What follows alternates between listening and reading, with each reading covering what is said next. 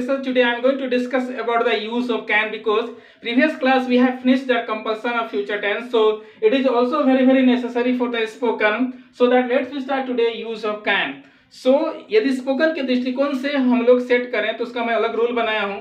हालांकि इसका use of can का ग्रामर में देखिएगा तो बहुत सारे रूल्स हैं, तो उसको भी पढ़ना है, लेकिन हम लोग तो स्पोकन के दृष्टिकोण से देखेंगे तो यूज ऑफ कैन क्या कहता है मेरे रूल के अनुसार, और वो भी क्या है, गलत नहीं है, ग्रामर को देख के ही बनाया हूं मैं। तो उसके अनुसार क्या कहता है कि जिस वाक्य के अंत में, मतलब जिन हिंदी वाक्य के अंत में सकता हूं, सकता है, सकती है, सकते हो, सकते हैं रहे, उस वाक्य का ट्रांसलेशन करने के लिए कैन का प्रयोग किया जाता है। जैसे मैं आम खा सकता हूं, हम लोग पेड़ लगा सकते हैं, तुम अंग्रेजी सीख सकते हो, वे लोग माता पिता का सेवा कर सकते हैं, तुम प्रश्न पूछ सकते हो।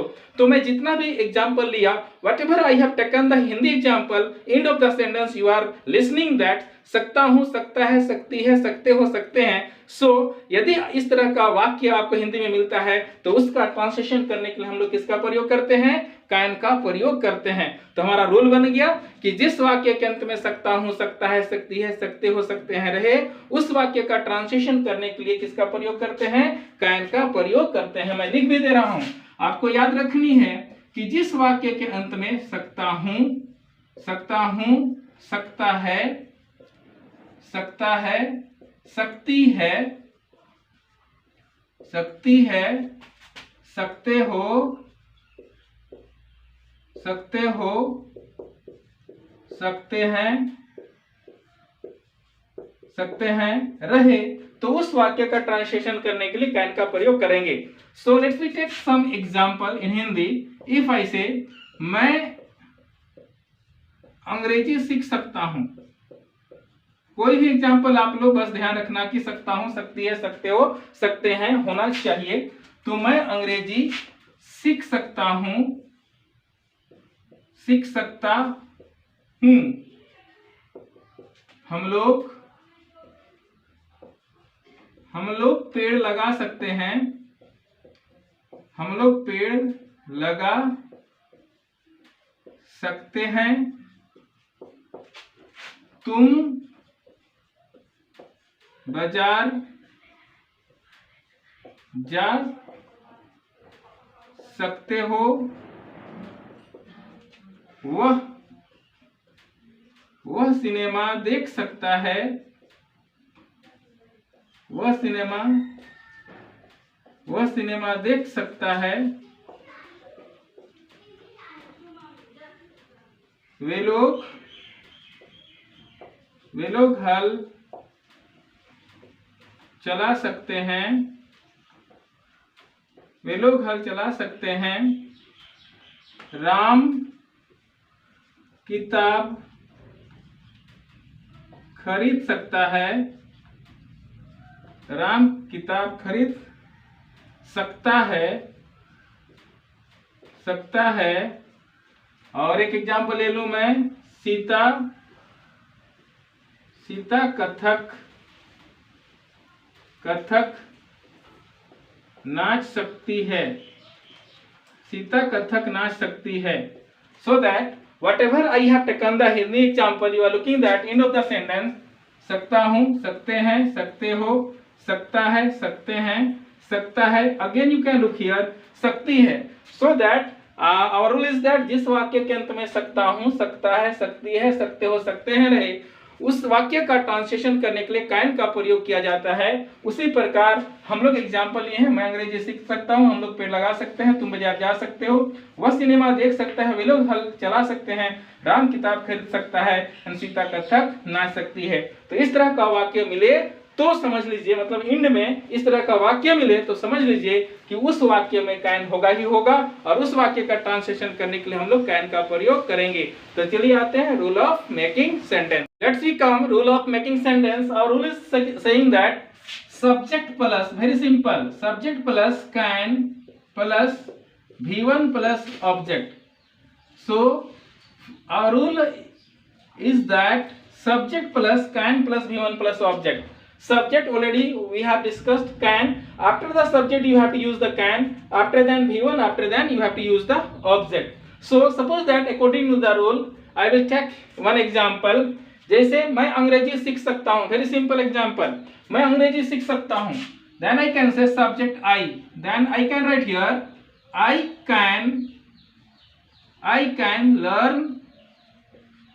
I can learn English, because you know that learn that means सीखना. I can learn English, मैं अंग्रेजी सीख सकता हूँ, because here subject is the I, after then can, after then learn, and this is the object. So if I say हम लोग अंग्रेजी सीख सकते हैं, then we can learn English, we can learn English. If I say तुम अंग्रेजी सीख सकते हो, then you can learn English. Like that, if I take example, वो अंग्रेजी सीख सकता है, then he can learn English. If I say she, then again she can learn English. Again I am taking the example, वे लोग अंग्रेजी सीख सकते हैं, then they can learn English. If I say, this is a C not E, well they can learn English. If I say any name, then Ram can learn English. You can also take the Sita also, but I am not taking, I am taking the only one example of the person. So according to the rule, if we discuss, then subject plus can plus V1 plus object. So as a subject we are looking here I, we, you, he, she, they and Ram, all are subject according to the rule. After the subject you are looking the can, each and every sentence you are looking the can. After then learn, learn is the, which one learn? Learn is the V1, first form of the verb, learn, that means सीखना. After that English, English is playing the role of object. So finally our rule is that subject plus can plus V1 plus object. So we have taken some example which is written by me on the board. So if I say in Hindi, then I can say I subject के रूप में मैंने क्या लिया, I, we, you, he, she, they and Ram. यदि हम हिंदी की बात करें, हिंदी में भी बताना चाहिए क्योंकि अभी हम लोग सीख रहे हैं, तो जब मैं चेंज करता हूँ हिंदी और इंग्लिश थोड़ा सा परेशानी होता है, उससे घबराना नहीं है कि जो सब्जेक्ट के रूप में मैंने क्या लिया, I, we, you, he, she, they and Ram, क्या है सब्जेक्ट. अब सब्जेक्ट के बाद हमारा रूल क्या बोलता है, कैन. तो सभी सब्जेक्ट के बाद मैं यहाँ क्या लिख दिया हूँ, कैन. उसके बाद V1, तो V1 के रूप में भाग का पहला रूप के रूप में मैंने क्या लिया, लर्न. लर्न मतलब क्या होता है, सीखना. और ऑब्जेक्ट के रूप में हमने क्या लिया, इंग्लिश. तो फाइनली हमारा रूल क्या बन गया, ये subject plus can plus V1 plus object. तो इस तरह से हम लोग रूल के अनुसार बहुत सारा वाक्य बना सकते हैं, बहुत सारा सेंटेंस बना सकते हैं. तो चलिए इसका हिंदी ट्रांसलेशन की बात करें तो एकदम फाइनल है ना, सकता हूं, सकती है, सकते हैं, सकते हो रहेगा. तो क्या होगा, आई कैन लर्न इंग्लिश, मैं अंग्रेजी सीख सकता हूँ. वी कैन लर्न इंग्लिश, हम लोग अंग्रेजी सीख सकते हैं. यू कैन लर्न इंग्लिश, तुम अंग्रेजी सीख सकते हो. ही कैन लर्न इंग्लिश, वह अंग्रेजी सीख सकता है. सी कैन लर्न इंग्लिश, वह अंग्रेजी सीख सकती है. दे कैन लर्न इंग्लिश, वे लोग अंग्रेजी सीख सकते हैं. Ram can learn English, Ram अंग्रेजी सीख सकता है. मैं अंग्रेजी सीख सकता हूँ, हम लोग अंग्रेजी सीख सकते हैं. तुम अंग्रेजी सीख सकते हो, वो अंग्रेजी सीख सकता है, वो अंग्रेजी सीख सकती है, वे लोग अंग्रेजी सीख सकते हैं. राम अंग्रेजी सीख सकता है. मैं पहले ही बोला हूँ हमारा स्टाइल ना थोड़ा अलग है. अब YouTube में बहुत सारा वीडियो देखिएगा, लेकिन ये स्टाइल हम लोग, मैं विशेषकर ये ग्रामीण क्षेत्रों के बच्चों को और हिंदी मीडियम के बच्चों को ध्यान में रखते हुए मैं ये सिलेबस तैयार किया हूँ. और रिजल्ट सही है. आप यदि थोड़ा सा भरोसा हो जाए तो आप पढ़ा कीजिए, हो सके फायदा मिले आपको. तो इस रूल के अनुसार, according to the rule, you can take lots of example. Suppose I am taking one example, मैं पत्र लिख सकता हूं. Very simple example. लिखना है, right, already know that subject plus can plus V1 plus object. मैं पत्र लिख सकता हूं, I can write a letter. According to the rule you can take lots of example, but I have told you that you have to practice in speaking. How? मैं पत्र लिख सकता हूँ. I can write letter, we can write letter, you can write letter, he can write letter, she can write letter, they can write letter, Ram can write a letter.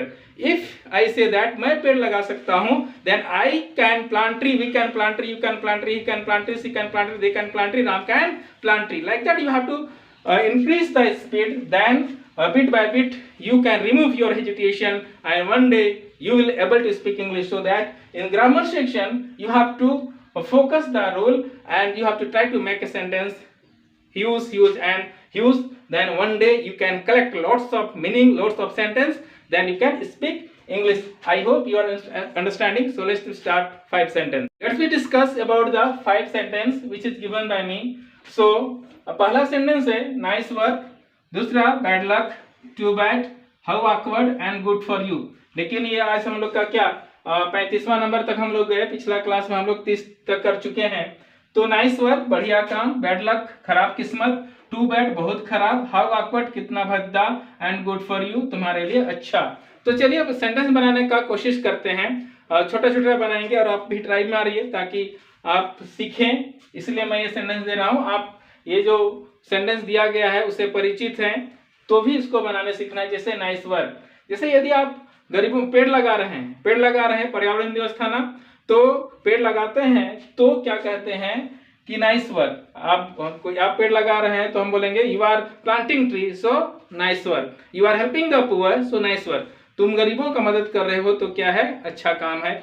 यदि हम बोलेंगे यदि तुम अंग्रेजी सीख रहे हो तो मैं बोलूंगा क्या, you are learning English so nice work. Second is that bad luck, खराब किस्मत. तो बोलते हो ना bad luck I lost my money, खराब किस्मत से मैं अपना पैसा क्या कर दिया, खो दिया. सपोज दैट आप क्या कर रहे हो, एग्जाम लिखने जा रहे हो और एग्जाम हॉल में घुसते हो तो लास्ट में एडमिट कार्ड आपका कहीं गिर गया, तो क्या कब बोलोगे लास्ट में, bad luck I lost my admit card, खराब किस्मत से मैं एडमिट कार्ड को क्या कर दिया, भुला दिया. तो bad luck I lost my admit card, इस तरह से आपका सेंटेंस बनेगा.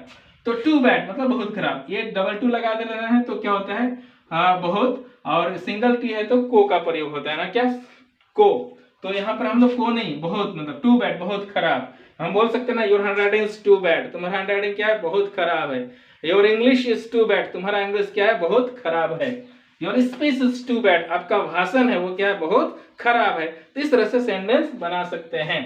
हाउ ऑकवर्ड कितना भद्दा बोल सकते हैं कैसे, your dress is looking how awkward, तुम्हारा ड्रेस कितना भद्दा दिख रहा है ना. यदि आप अल्टर ड्रेस पहनेंगे तो कभी कभी सूट नहीं करने वाला ड्रेस, आप मान लीजिए आप मैं बोलूं कि आप 13-14 साल के बच्चे हैं या तो 20 इयर्स के हैं, अब 50 इयर्स का ड्रेस को पहन लोगे तो कितना मस्त लगेगा ना. तो उसको क्या बोलते हैं, हाउ ऑकवर्ड कितना भद्दा.